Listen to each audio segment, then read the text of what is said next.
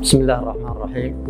في اليوم العالمي لمرضى السكر الموافق من كل عام في 14 نوفمبر من كل عام، نحب أن نقدم بعض النصائح لمرضى السكري، حيث أن مرض السكر يقوم بزيادة نسبة تسوس الأسنان والتهاب اللثة، كما يؤدي أيضا إلى تقرحات الفم، حيث من الممكن أو من الضروري أن يقوم مريض السكر بمراجعة طبيب الأسنان مرة كل 6 أشهر على الأقل، كما أنه من الضرورة أن يقوم بمعالجة هذه المشاكل أولا بأول حتى لا يؤدي إلى فقدان أسنانه.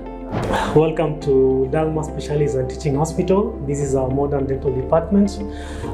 As this 14th of November, we are here to give awareness on diabetic patients. Welcome all.